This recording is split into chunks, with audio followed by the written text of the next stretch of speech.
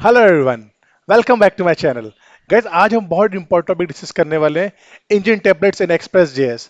Guys, engine templates क्या होते हैं इस पे हम बात करने से पहले, अगर अभी तक आपने मेरे चैनल को सब्सक्राइब नहीं किया तो मेरे चैनल को सब्सक्राइब कर सकते हैं। मेरे चैनल का नाम है दी आमिर्स लैब। और गाइस, यहाँ पे आप ढेरों वीडियोस देखेंगे एक्सप्रेस जेएस के ऊपर, नोड जेएस के ऊपर, और इसके अलावा रिएक्ट जेएस के ऊपर, सी शार्प के ऊपर कुछ शॉर्ट्स हैं और बहुत सारी और भी वीडियोस हैं। तो गाइस, सोर्स कोड भी जो है ना ये आपके साथ शेयर कर दिया। सोर्स कोड फ्रीली जो है ना आपके पास अवेलेबल है। आप इस ये सोर्स कोड का लिंक जो है डिस्क्रिप्शन में आपको मिल जाएगा। आप सोर्स कोड को डाउनलोड करें, वीडियो को पॉज करके देखा करें, समझा करें सोर्स कोड को। और सोर्स कोड जब आपके पास अवेलेबल होगा तो आप उसको देख के और बहुत कुछ सीख सकते हैं। तो आइए गाइस, स्टार्ट करते हैं और देखते हैं कि हमारे पास इंजन टेम्पलेट्स क्या चीज़ है और किस तरह से हम इसको यूज कर सकते हैं और कितना बेनिफिट होता है हमारे पास। गैस, ये एक्सप्रेस की वेबसाइट के ऊपर मैं आया और यहाँ पे आप देख सकते हैं यूजिंग। आप यहाँ अगर जाएंगे गाइड पे तो यहाँ पे आपके पास आप इसको देख सकते हैं, using template engine with express. Guys, template engine basically क्या करता है कि हमारे पास जो भी स्टैटिक डेटा होता है एचटीएमएल फाइल के ऊपर, अगर हमने उनको चेंज करना है, अगर उनको हमने डायनेमिकली चेंज करना चाहते हैं, तो हम वेरिएबल्स बना के उनको चेंज कर सकते हैं रन टाइम के ऊपर। तो ये जो हमारे पास टेम्पलेट इंजन होते हैं ये हमें हेल्प करते हैं रन टाइम के ऊपर। अगर आपने कोई स्टैटिक डेटा है उसको चेंज करना हो एज अ वेरिएबल, या कोई भी कलेक्शन या किसी भी चीज को, तो इसके लिए आपको बैकएंड की प्रोग्रामिंग की नीड नहीं होगी। आप फ्रंट एंड के ऊपर या एचटीएमएल के ऊपर ये सारे काम कर सकते हैं एक्सप्रेस जेएस के अंदर। तो उसके लिए कुछ हमारे पास कुछ जो है ना फेमस हैं, हमारे पास इंजन टेम्पलेट्स हैं, जिनमें है पब है, मोस्टेज है और ईजीएस है आजकल जो बहुत ज़्यादा चल रहा है। तो गाइस, यहाँ पे कुछ कलेक्शन और भी है। अगर आप यहाँ पे रिसोर्सेज में जाएंगे तो आप देख सकते हैं यहाँ पे हमारे पास इंजन टेम्पलेट इंजन्स। तो यहाँ पे और भी हम जो है आज एचबीएस यूज करेंगे। और एचबीएस जो है ये एक्सटेंशन है मोस्टेज डॉट जीएस टेम्पलेट की। तो गाइज, आई होप आपको कॉन्सेप्ट समझ में आया होगा कि हमारे पास जो टेम्पलेट इंजन है एक्सप्रेस जेएस के अंदर कितने बेनिफिशियल है। लास्ट वीडियो के अंदर आपने देखा था कि हम जो डेटा रन टाइम के ऊपर चेंज करना चाह रहे थे, हमने एक कलेक्शन मेंटेन की थी और उसको हम यूआई पे शो नहीं करवा सकते थे अनटिल अनलेस जब तक हम उसके ऊपर कोई काम ना करें। एचटीएमएल, सिंपल एचटीएमएल फाइल्स के ऊपर हम कोई भी डायनेमिक डेटा को चेंज नहीं करवा सकते या शो नहीं करवा सकते। उसके लिए अगर हम जेएस को यूज करें तो जेएस की मैं बात नहीं कर रहा, मैं यहाँ पर कोई भी डायनेमिक डेटा जो हमारे सर्वर में चेंजेस आ रही है हम उसको शो करवाना चाह रहे हैं। तो आइए जब हम देखते हैं किस तरह से इसको हम कर सकते हैं। तो मैं प्रीवियस एग्जांपल के ऊपर आता हूं। आप यहाँ देख सकते हैं यहाँ मेरे पास कलेक्शन है ऐड बुक्स की, और मैं यहाँ गया, मैंने कोई बुक ऐड की। अगर अगर मैं बुक करता हूँ, नोट जेएस की बुक को ऐड करता हूँ, तो बुक जो है ऐड हो गई और मैं होम पेज पे आता हूं तो लिस्ट को मैं देख नहीं सकता। लेकिन जब जैसे ही मैं अपने प्रोजेक्ट में आऊंगा तो आप देख सकते हैं कलेक्शन के अंदर जो है ना हमारे पास डेटा आ रहा है। अब मैं एक और बुक ऐड करता हूँ यहाँ पे, सीएसएस की। और जब मैं कलेक्शन जो, अब मुझे ये जो कलेक्शन मेंटेन हो रही है, वो जो एरे है बैकएंड पे हमारे पास जो जनरेट हो रहा है डेटा, मुझे ये जो है फ्रंट एंड के ऊपर शो करवाना है। तो मैं इसके लिए क्या करूंगा, मैं प्रोजेक्ट को स्टॉप करूंगा, क्लियर करूंगा स्क्रीन, और मैं यहाँ पे एक एक्सटेंशन मॉड्यूल जो है ना वो इंस्टॉल करूंगा, npm install hbs। और ये जो है आपको मिल जाएगा, ये hbs का, ये एक्सप्रेस जेएस का व्यू इंजन है। इस व्यू इंजन से क्या होता है कि हम इंस्ट्रक्शंस पास करते हैं कौन सी जो हमारे फाइल्स है वो जो है ना रन होनी चाहिए।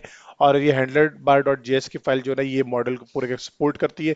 आप यहाँ पे इसको भी कॉपी कर सकते हैं, या npm डॉट आई और फिर स्पेस देकर आप एचबीएस भी लिख सकते हैं। तो अब इट्स अप टू यू। ये 2 साल पहले जो है ये रिलीज हुई थी, पब्लिश हुई थी। और आप देख सकते हैं वीकली कितनी ज्यादा डाउनलोड्स हैं इसकी, 1,70,000 ऑलमोस्ट इसकी डाउनलोड्स है वीकली। तो आइए स्टार्ट करते हैं और इसको इंस्टॉल करने के बाद हम इसको इंस्टॉल करते हैं सबसे पहले। और जैसे इसकी इंस्टॉलेशन कंप्लीट होगी तो हम इसमें आगे प्रोसेस करते हैं कि क्या क्या चीज़ें हमें और इसमें जो है ना वो करनी है।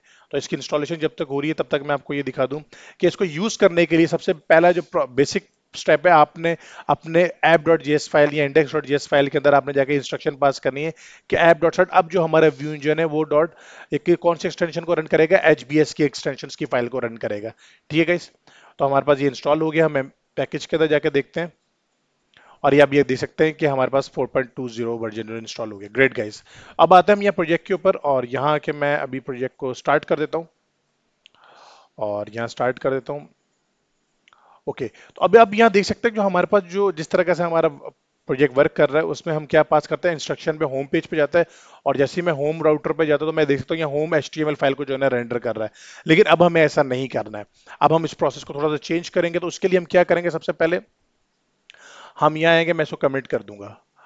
ठीक है, और यहाँ आके मैं एक फाइल क्रिएट करूंगा। एक चीज और है जो आप इसकी डॉक्यूमेंटेशन में देख सकते हैं कि यहाँ पे कुछ इंस्ट्रक्शंस हैं कि कोई भी फाइल आपने जो क्रिएट करनी है एचबीएस की, कोई भी आप जो फाइल जनरेट करने जाएंगे आपको व्यू की डायरेक्टरी चाहिए होगी। ठीक है, वो व्यू में जाके वो सर्च करेगा उसको, तो वो बाय डिफॉल्ट जो है ना आपको चाहिए होगी। तो ये कुछ इंस्ट्रक्शन है जो आपने जो है ना फॉलो करनी होगी। ओके, तो हम व्यू की डायरेक्टरी ऑलरेडी हमारे पास फोल्डर बना हुआ है, तो हम इसके अंदर आके एक और फाइल बनाते हैं जिसका हम नाम देते हैं home.hbs के नाम से बनाते हैं। ठीक है, कैप स्मॉल में कर देता हूँ मैं इसको। Okay great. अब मैं होम पे जो भी हमारा है, अब यहाँ पर हम शो करवाते हैं, जैसे मैं आपको दिखाता हूँ कि मैं सबसे पहले नेम शो करवाना चाह रहा हूँ, यूजर नेम जैसे। ठीक है, अब ये एक काम करते हैं, पूरी HTML को ही हम उठा लेते हैं क्योंकि HTML पूरी को सपोर्ट करता है। आप देख सकते हैं यहाँ पे मॉस्टेज जो है ना ये बनी हुई है क्योंकि ये उसकी एक्सटेंशन है। हम ये सारा कुछ रिमूव कर देते हैं यहाँ से। बॉडी के अंदर जाके मैं लिखता हूँ H1। अच्छा, इसको लिखने का, इसमें वेरिएबल डिक्लेयर करने का ये कोई डबल आपने करली ब्रेसेस लगाने हैं, तो मैं लिखता हूँ यूजर नेम। इस तरह से हम रिएक्ट के अंदर कर रहे होते हैं काम। अब यहाँ में आया, अब इसको जब मैं कॉल करवाऊंगा तो उस इसको कॉल करवाने के लिए सब कुछ मैं हटा देता हूँ फिलहाल ना, और यहाँ मैं लिख देता हूँ HBS ताकि हमें पता होगा कौन से हमारी फाइल जो जनरेट होकर आ रही है। ठीक है, बिल्कुल यहाँ पे आप HTML लिख सकते हो, और यहाँ पर उस HTML को डायनेमिक बनाने के वेज में अभी हम डिस्कस कर रहे हैं। तो अब हम यहाँ आते हैं और यहाँ आकर हम इस कोड को रहने देते हैं कि हम इंस्ट्रक्शन हमने पास की थी, लेकिन अब इस कोड को हम कमिट ही है जब हमने कर दिया तो इस मिनट वो इसको रन नहीं करेगा। तो अब हम यहाँ आते हैं और यहाँ पे आके हम इंस्ट्रक्शन पास करते हैं app dot get home page की जगह अब हमारे पास जो पेज रन होगा वो ये पेज रन होगा, और जो भी हम करवाने जा रहे हैं अभी, और उसके बाद जो हमने रिटर्न करवाना है वो क्या करवाएंगे हम यहाँ पे रिस्पॉन्स डॉट रेंडर। रेंडर किसको करवाएंगे हम यहाँ पे हम रेंडर करवाएंगे होम को। अब यहाँ पर होम जो है ना, ये बाय डिफॉल्ट ये व्यूज में जाके चेक करेगा, होम को सर्च करेगा और इसको रेंडर कर देगा। ठीक है, और अभी हमने एक और फील्ड बनाई थी यहाँ पे यूजर नेम की। तो यूजर नेम की फील्ड को मैं नाम रखता हूँ यहाँ पे यूजर नेम, और नाम रख देते हैं यूजर का आमिर परवेज। अब बाय डिफॉल्ट जो हमारा पेज रन होगा तो मैं एक्सपेक्ट करूंगा कि यहाँ पर हमारे पास जो है ये पेज रेंडर नहीं होगा, जबकि HBS का पेज जो भी हमने बनाया उस पर डायनेमिक डेटा रेंडर होना चाहिए। तो आइए चेक करते हैं, और पेज रिफ्रेश किया, आप देख सकते हैं आमिर परवेज। तो गैस इस तरह से आप अपनी HTML अपनी HBS की फाइल बनाएंगे और उसको HTML उसमें लिख कर और उसमें जो है ना डायनेमिकली डेटा जो है ना अपग्रेड कर सकते हैं। आप कंप्लीट इसमें HTML लिख सकते हैं, कोई इसमें इशू नहीं है। ठीक है ग्रेट गाइस, यहाँ तक हमें समझ में आ गई चीजें। अब मैं पूरी यही फाइल उठाता हूँ, इसको कॉपी करता हूँ और इसको जो है ना रिप्लेस कर देता हूँ। अभी हमें ये सब कुछ नहीं चाहिए। अब इन शॉर्ट में क्या करता हूँ यहाँ पर, अब मैं यहाँ पे जो जब जब कंपाइल होगा हमारा कोड तो होगा क्या है कि हमारी जो मेन फाइल है पार्सिंग रिक्वेस्ट को, ये प्रीवियस वीडियो में देख सकते हैं पूरा प्रोजेक्ट चलता हुआ आ रहा है। तो अब इसमें देख सकते हैं कि इसको मैंने कहा कि अब हमारा होम राउटर रेंडर नहीं होगा। अब हम इसको रेंडर कर रहे हैं क्योंकि बाय डिफॉल्ट इसको जो है ना ये फर्स्ट एग्जीक्यूशन हो रही है। तो जैसे ही इस पे आएगा तो अब मैं इसको इंस्ट्रक्शंस पास करता हूँ। अभी तो हमारे पास कुछ भी नहीं, तो मैं इसको हटा देता हूँ सब कुछ, क्योंकि अभी मैंने कंप्लीट है इस डेटा को जो है ना कॉपी करके रख दिया। वो दोबारा जाते हैं पेज को रिफ्रेश करते हैं तो देखिए पूरी HTML जो है ना लोड होके आ गई है। लेकिन अब मैं चाहता हूँ कि जैसे ही मैं इसमें जाऊं और मैं यहाँ पे जाके फाइल का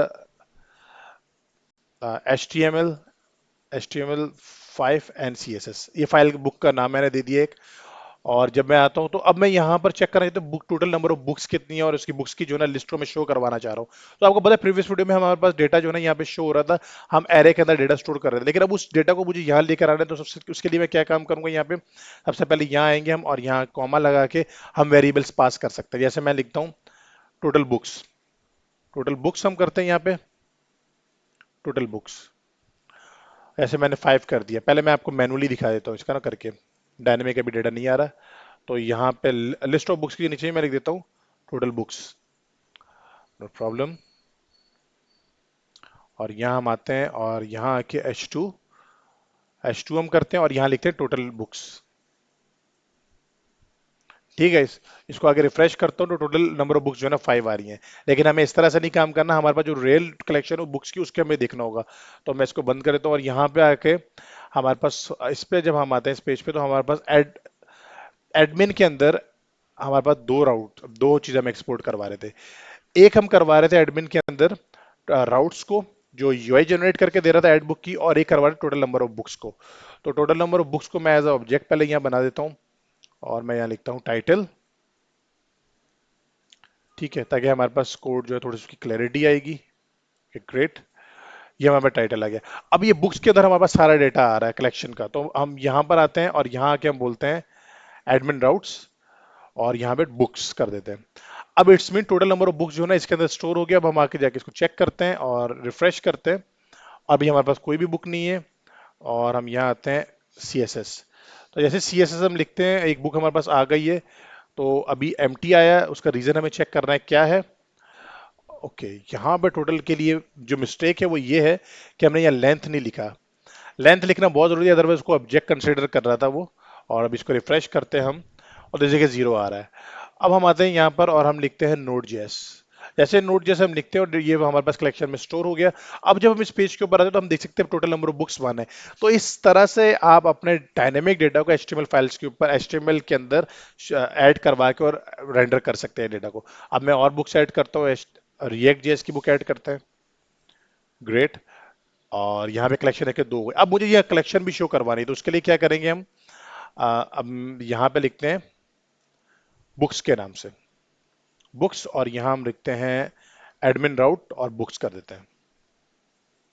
ठीक है, बिल्कुल सिंपल है, और इसको आप और एक्सप्लोर कर सकते हैं एचबीएस को। ये बहुत ही इंटरेस्टिंग जो है ना हमारे पास इंजन है। और यहाँ हम आते हैं, अब हमने क्या करना है, यहाँ किसको हम शो करवाएंगे, तो हम इस चीज़ को लाइन को हटा देते हैं, लिस्ट ऑफ बुक्स को हम, और हम यहाँ आते हैं और यहाँ पे आके हम लिखते हैं ऐसे। सिंटेक्स जो उसका होगा वो सेम होगा, हैश लगाना है यहाँ पे आपने और लिखना है ईच, क्योंकि अब कलेक्शन की हम बात कर रहे हैं, तो यहाँ पे हम दिस डॉट बुक्स करेंगे, जो हमने वेरिएबल का नाम वहाँ पे रखा है। और इसको क्लोज करने के लिए हम यहाँ पे लिखेंगे ईच। ठीक है, इसके अंदर जो है आप टैग्स पास कर सकते हैं। और यहाँ पर मैं अभी फिलहाल एक पैराग्राफ पास कर देता हूँ, और पैराग्राफ के अंदर लिख देता हूँ यहाँ पे टाइटल। जो भी ऑब्जेक्ट आ रहा है और जब लूप चलेगा तो उसमें टाइटल को जो है ना वो शो करवाएगा। ठीक है, और इसको भी हम क्लोज करते हैं और इसको रन करते हैं। जैसे ही मैं इस पेज को रन करूंगा तो डेटा भी वैसे एम्प्टी है, और मैं अब जाता हूँ यहाँ पे, मैं H T M L and C S S. Great. और हम होम पेज पे आते हैं तो आप देख सकते हैं बुक का नाम आ गया। तो गाइज ये पावर है हमारे पास टेम्पलेट इंजन्स की। अब एक और बुक ले लेते हैं, रिएक्ट जेएस। एक और बुक ले लेते हैं, नोड जेएस। और आप जितनी चाहते हैं एक लास्ट ले लेते हैं, एक्सप्रेस जेएस, माय फेवरेट। ठीक है, तो आप देख सकते हैं टोटल नंबर ऑफ बुक्स जो है हमारे पास 4 आ रही हैं, और ये बुक्स के नाम भी आ रहे हैं। आप इसमें स्टाइलिंग कर सकते हैं डिफरेंट बेसिस से, और भी जो स्टाइल आप करना चाहते हैं। तो ये है पावर है हमारे पास टेम्पलेट्स की, टेम्पलेट इंजन्स की। आप यहाँ पे एग्जांपल में देख सकते हैं, यहाँ पे पब जो है ना उसको यूज किया गया, आप डिफरेंट को ट्राई कर सकते हैं। और ये बहुत हेल्पफुल है जब आप स्टैटिक एचटीएमएल फाइल्स के ऊपर डायनेमिक डेटा को शो करवाना चाहते हैं, तो ये आपको हेल्प करेगा। आई होप गाइस ये वीडियो आपको पसंद आई होगी। लाइक करना, सब्सक्राइब करना, शेयर करना मत भूलिएगा। प्रैक्टिस करें जितनी आप कर सकते हैं, और दूसरों के साथ शेयर करें। Thank you.